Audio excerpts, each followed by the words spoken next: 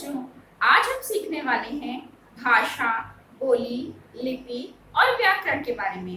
तो चलिए वीडियो शुरू करते हैं। तो आज हम पढ़ेंगे भाषा, बोली, लिपि और व्याकरण के बारे में। सबसे पहले हमें देखना है कि भाषा क्या होती है। भाषा वह साधन है जिसके द्वारा हम अपने मन के विचारों को दूसरों तक पहुंचाते हैं और दूसरों के विचारों को ग्रहण करते हैं।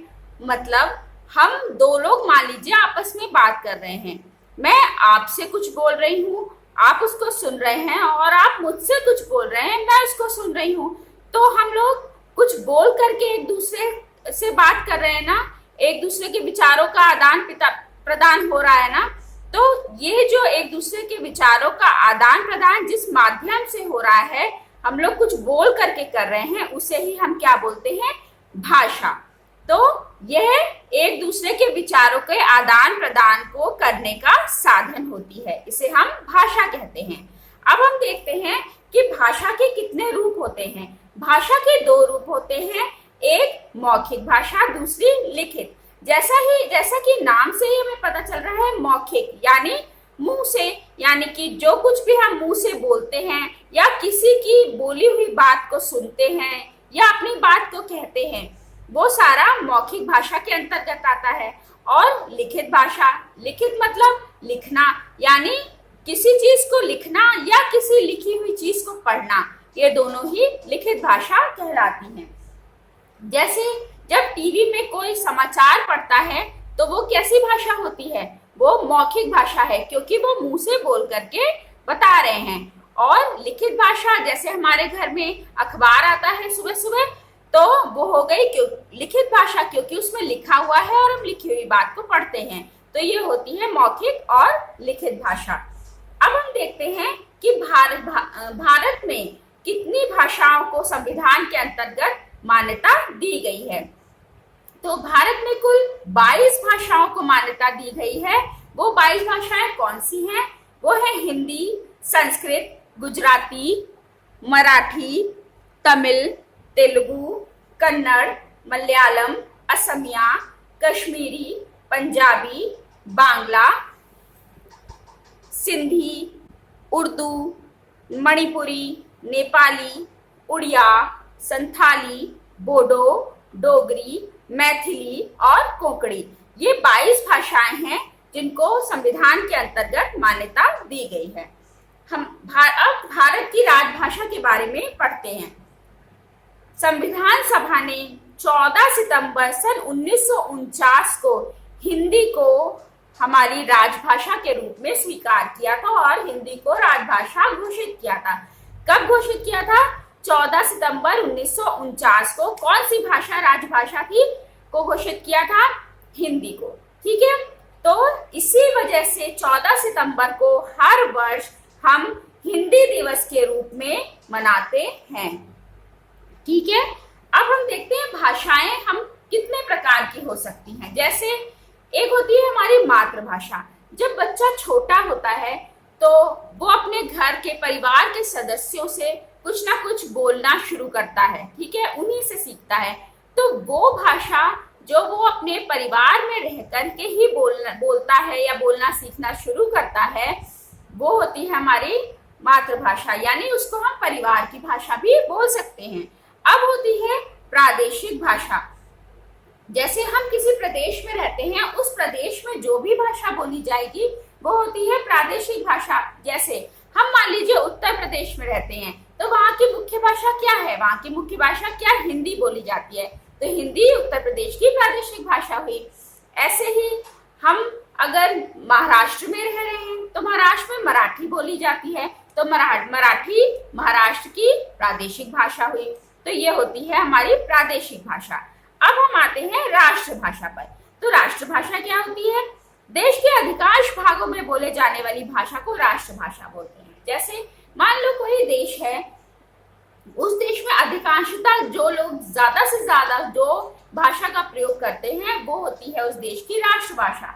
हमारे देश में सबसे ज्यादातर सारी ही जगहों पे हिंदी बोली जाती है। मतलब यहाँ पर हिंदी बोलना लिखना कुछ लोग काफी लोग समझते हैं, तो वो क्या हो गई हमारी राष्ट्रभाषा। अब है अंतर्राष्ट्रीय भाषा। ऐसी भाषा जो पूरे विश्व के अधिकतर देशों में बोली समझी जाती है वो होती है अंतर्राष्ट्रीय भाषा। जैसे कि अंग्रेजी। अंग्रेजी एक ऐसी भाषा है जो आप पूरे वर्ल्ड के किसी भी कंट्री में चले जाइए, वहां के लोग थोड़ी बहुत बोलते समझते हैं। तो ये हो गई हमारी अंतर्राष्ट्रीय भाषा। इसके बारे में मैं आपको पहले ही बता चुकी हूँ कि 14 सितंबर को प्रत्येक वर्ष हम हिंदी दिवस के रूप में मनाते हैं। ठीक है, अब हम पढ़ते हैं बोली के बारे में कि बोली क्या होती है। जब किसी भाषा को एक सीमित क्षेत्र में बोला जाता है तो वह बोली कहलाती है। मतलब कि जैसे जनजातियां होती हैं, भारत में बहुत सारे विभिन्न विभिन्न जनजातियां हैं, वो लोग उनकी अपनी एक अलग बोली होती है। मतलब वो उस जनजाति के लोग ही बोलते हैं और वो कहीं नहीं आपको बोलते हुए पाई जाएगी, तो वो हो गई वो बोली। ऐसे ही गुजरात में कौन सी भाषा बोली जाती है? गुजराती। ठीक है, तो गुजराती केवल गुजरात में ही तो बोली जाती है और तो कहीं नहीं बोली जाती, तो वो क्या हो गई? बोली। वो कोई भाषा नहीं है। ठीक, ऐसे ही राजस्थानी केवल राजस्थान में बोली जाती है और तो कहीं नहीं बोली जाती, तो वो हो गई हमारी बोली। तो इस प्रकार से हम कह सकते हैं कि एक छोटे से एक सीमित से क्षेत्र में बोले जाने वाली जो भाषा है उसको हम भाषा न कहकर उसको हम बोली कहते हैं। ठीक है, अब हम पढ़ते हैं लिपि के बारे में। भाषा के लिखने के ढंग को लिपि कहते हैं। जब हम कोई भी कुछ भी लिखते हैं, किसी भी भाषा में कुछ भी लेखन का कार्य करते हैं, तो हम कुछ अक्षरों या संकेतों के माध्यम से हम लिखते हैं। उन अक्षरों व संकेतों के माध्यम से जो भी हम लिखते हैं, जिस ढंग से लिखते हैं, उसको ही लिपि कहते हैं। तो अक्षरों या संकेतों के माध्यम से लिखने के ढंग को ही हम लिपि कहते हैं। जैसे विभिन्न विभिन्न भाषाओं को विभिन्न विभिन्न लिपियों में लिखा जाता है। अब हम देखते हैं हम कौन सी भाषा को किस लिपि में लिखते हैं। जैसे गुजराती, हिंदी, संस्कृत और मराठी देवनागरी लिपि में लिखी जाती हैं। अंग्रेजी को रोमन लिपि में लिखते हैं, उर्दू को फारसी में लिखते हैं, पंजाबी को गुरमुखी में लिखते हैं, कश्मीरी को शारदा और बंगला को बांग्ला लिपि में लिखते हैं। तो इस प्रकार से हर एक भाषा की अलग अलग लिपि होती है। भाषा व बोली में अंतर क्या होता है, अब हम ये देखते हैं। इसको समझना बहुत ही आसान है। भाषा हमेशा साहित्य की रचना किसी भाषा में ही की जाएगी। साहित्य की रचना कभी किसी बोली में नहीं की जाती और बोलियों में साहित्य की रचना कभी भी नहीं होती। तो साहित्य की रचना जिसमें की जाती है वो भाषा होती है और बोली में साहित्य की रचना नहीं की जाती। ये होता है भाषा और बोली में अंतर।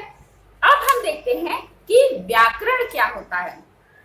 तो भाषा को शुद्ध रूप में लिखने, पढ़ने और बोलने के लिए जो नियम प्रयोग में लाए जाते हैं उन्हें हम व्याकरण कहते हैं। जब भी हम कुछ बोलते हैं, कुछ लिखते हैं, कुछ पढ़ते हैं, तो एक नियम के संग वो जो वाक्य लिखे हुए हैं किसी नियम के साथ लिखे गए हैं ना। ऐसा तो नहीं होता कोई भी अक्षर कभी भी आ जाए, या कोई भी वाक्य में मान लीजिए 5 अक्षर हैं तो इधर उधर करके तो नहीं लिखते ना। एक पर्टिकुलर एक नियम का प्रयोग करते हैं तभी तो वो सही वाक्य बनाया जाएगा या बोला जाएगा। तो इसको ही हम क्या बोलते हैं? व्याकरण। मतलब नियमों का प्रयोग करके किसी भी वाक्य को लिखना, पढ़ना या बोलना ही व्याकरण कहलाता है। हम लोग बहुत बार ऐसा होता है कि हम लिखने, पढ़ने और बोलने में बहुत सारी गलतियां करते हैं। इसी को भाषा की अशुद्धि कहते हैं। अगर हम देखें तो अशुद्धियां मुख्यतः 3 प्रकार की होती हैं। पहला है लिंग संबंधी अशुद्धि। जैसे कभी हम ये ऐसा बोलते हैं कि लड़की खड़ा है, हम लोग ऐसा नहीं बोलते ना, हम बोलते हैं लड़की खड़ी है। मतलब लड़की के लिए खड़ी और लड़के के लिए खड़ा ही यूज किया जाता है, यानी ये एक नियम है। तो मान लीजिए कोई अशुद्ध वाक्य दे लेते हैं, लड़की हंस रहा है, तो यहाँ रहा है तो गलत है ना, लड़की तो हंसती है, तो लड़की हंस रही है, ये शुद्ध वाक्य हुआ इसका। ऐसे ही एक और अशुद्धि है शब्द संबंधी अशुद्धि। कुछ ऐसे शब्द हैं जो हमारी हिंदी भाषा भाषा में कहीं पर भी या इंग्लिश भाषा में कहीं पर भी नहीं होते, लेकिन हम उनका प्रयोग फिर भी करते हैं ये समझ के कि हम ये सही प्रयोग कर रहे हैं। जैसे कि कुछ लोग ये बोलते हैं तुम मेरे को बता देना।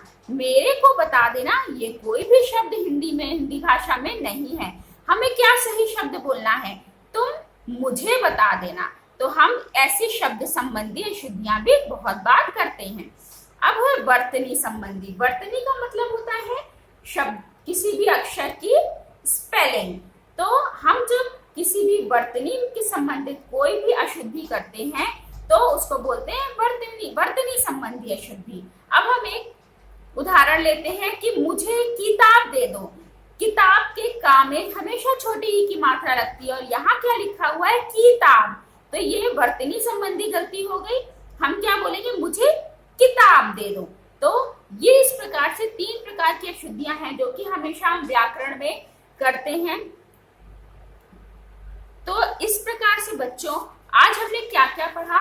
हमने पढ़ा भाषा, बोली, लिपि और व्याकरण के बारे में। अब बहुत ही जल्द एक नए वीडियो के साथ मैं आपके सामने फिर आऊंगी। तब तक के लिए नमस्कार। तो अगर मेरा ये वीडियो आपको पसंद आया है तो मेरे चैनल को सब्सक्राइब करें, वीडियो को लाइक करें और शेयर करें। Bye bye.